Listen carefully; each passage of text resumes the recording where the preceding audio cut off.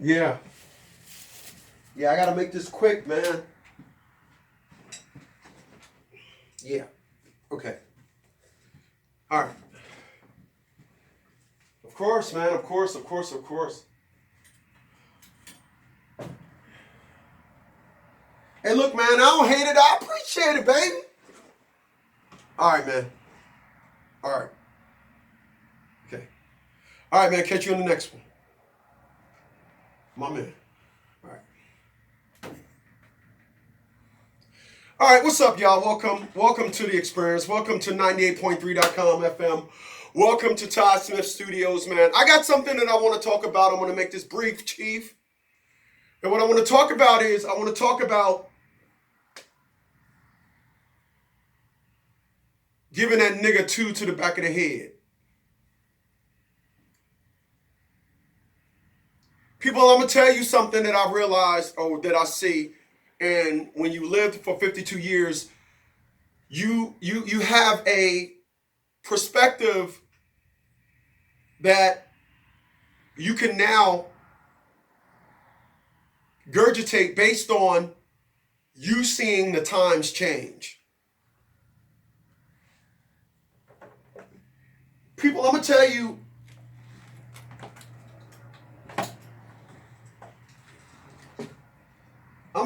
about a perspective. And that perspective is you will always be challenged without the thought of the challenger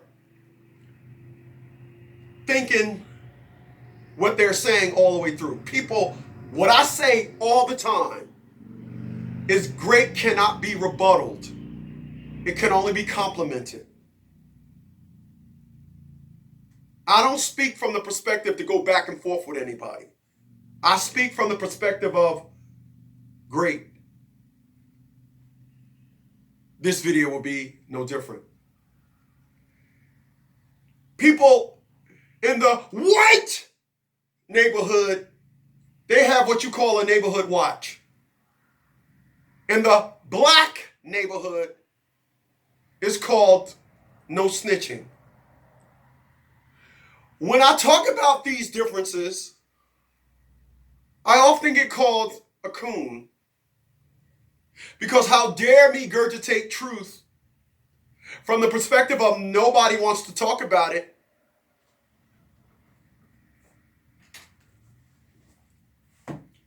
Like Miss Ali said in his book, nobody wants to talk about it, therefore it doesn't exist. So please allow me. People, I used to work in Brooklyn, New York, 195 Lombardy Street. When I was a kid, I used to go to work with my dad, and that was the address, 195 Lombardy Street, Brooklyn, New York. If you Google that address, it's a warehouse.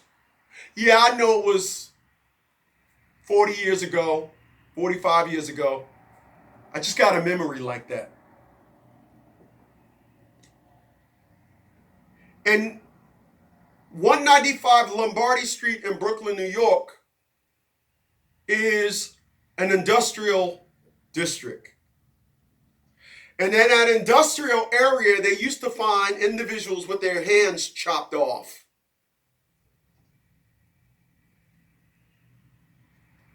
People, I don't ever remember or recall them finding somebody with 2 shots to the back of the head. So allow me to talk about black people, the savages, the niggas that white people called us, that our civil rights leader fought so hard to not be called niggas, that we ultimately proved white people right, that we are niggas. We are ignorant people.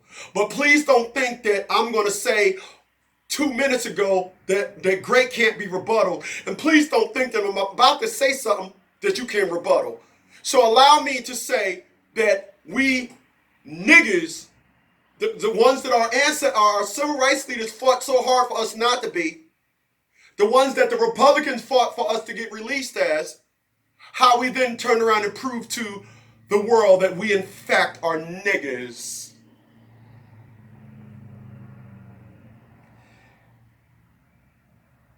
People, I like conscious rap. I don't like shake your booty, booty shaking. I shake it, my booty is shaking. I don't listen to that. I don't listen to pop off. I'm soft, didn't fret. We live on the loft, we living good. It's all good, living good. We love the hood. I'm not into that garbage. And I don't want people around me that listen to that garbage. So please allow me to continue. I get so energetic when I talk about us because, after all, I am the guy that said if I was born 10 years earlier, I would have been a Black Panther. I love black people, but you, in fact, are niggas. Now I need y'all to follow me. So I like conscious rap. So allow me to spit on the game, as you will.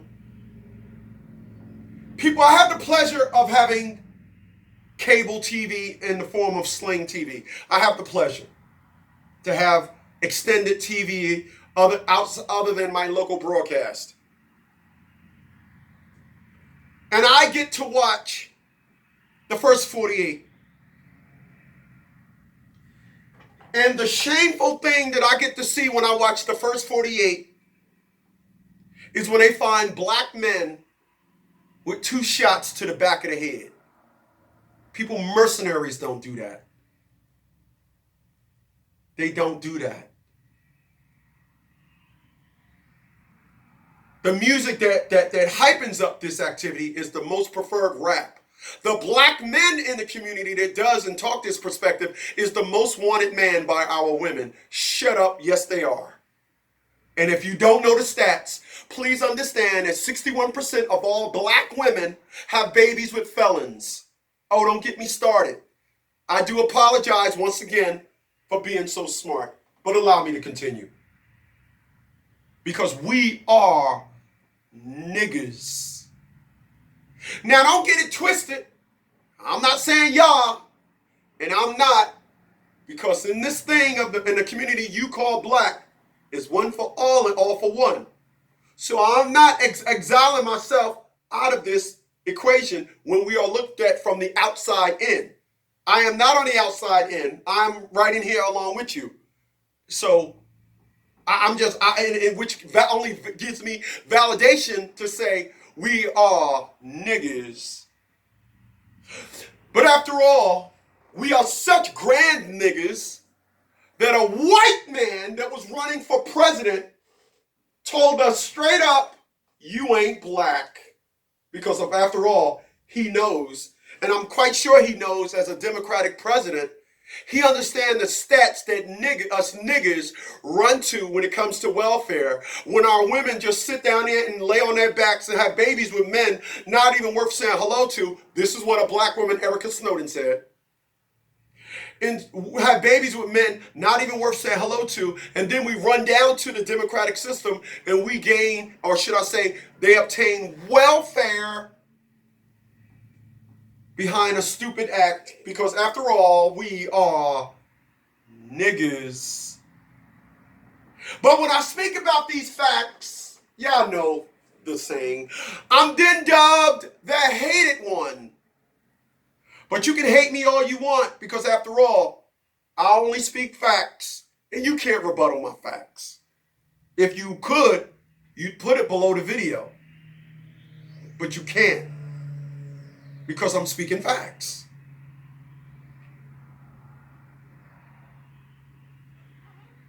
So, when the mob killed for reasons higher than I robbed him and he only had $3.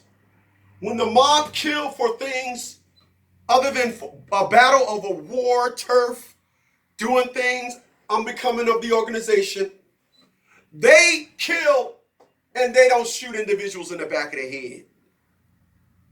Black people, and this work is being done by niggas, they will shoot for no reason at all. Let me tell y'all a story about my cousin. My cousin is a big dude. He's looked just like the Incredible Hulk. I'm talking muscle stacked on muscle stacked on muscle. He was approached by two guys and a girl. No, not the Fugees, not Wyclef, Praz, and Lauryn Hill. He was approached by two guys and a girl with guns. The two guys had guns. They told him, they approached him and said, you know what time it is. My cousin said the only thing that saved him is he acted like he was drunk. He said out of the two guys that had guns, the one that wanted to shoot them and kept saying, we should shoot him, we should shoot him, was the female. The guys was just patting him down. He kept saying, I ain't got him, Mike. I just went to the... He said, I acted like I was drunk. He acted like he was drunk to, dispel any thoughts of him being a threat. But even amongst him doing what he was doing, the female just said, we should shoot him. We should shoot him. People, you don't find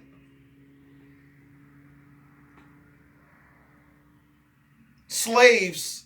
There was not a term of slaves getting shot in the back of the head.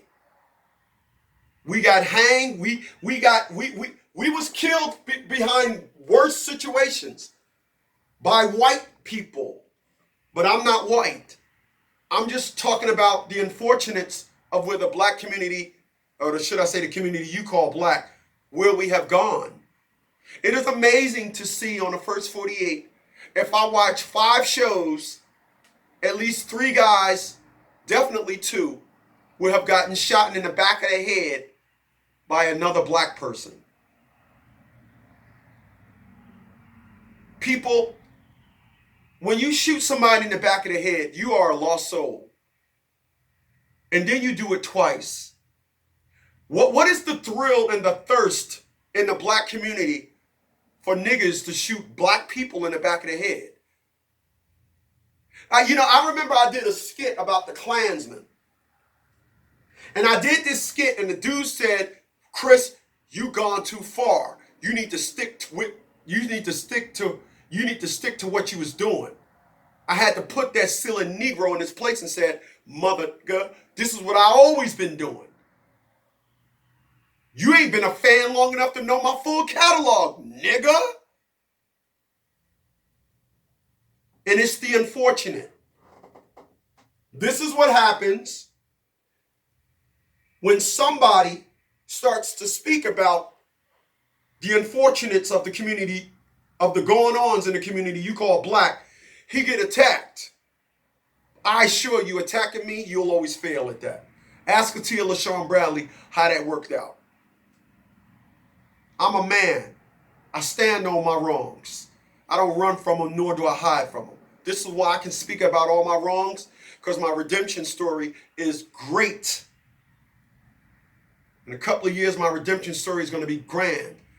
But this is why individuals never speak upon the wrongs that they've done. They don't speak about their mistakes because they want to be looked at as higher than something that they never was.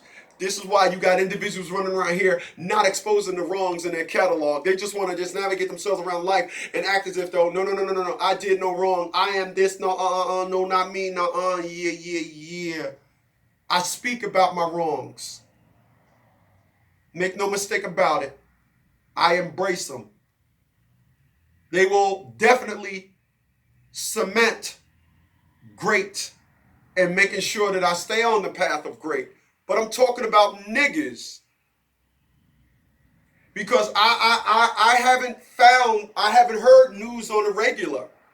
Like I hear about it from the black community on the regular about black men being shot twice in the back of the head by white men. It is amazing to me how we can just jump on the white cops when they do something, but we don't want to talk about the dirt going on in our own community. People, I'm confused. And that is saying a lot with an IQ as high as mine. That is saying a lot. It is. That is saying a lot. We are the only ethnic group that promoted our last class to our first class. We are the only ethnic group that when wrong is done, we sit back and don't speak on it because of some false context of retaliation. I assure you, if retaliation ever come in my face, it'll be the death of that retaliation. So I will speak on any wrongdoings that I see. I don't care where I'm at. I want to be clear on that. Wrong and retaliation dies when it comes to my knocking at my door. But that's not how it is in the community you guys call black. It is amazing. And that's saying the least. That is saying the least.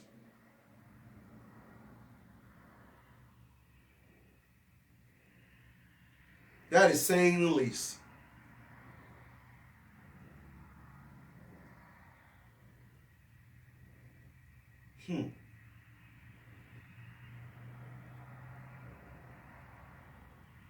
There was a time when gruesome and inhumane was reserved for the white man. That is no longer the case. Black guys, we are now doing things that will startle FBI profilers. Let me give you an idea of what I'm talking about. People, I was watching Cold Case Files or one of those detective shows on A&E, HLN.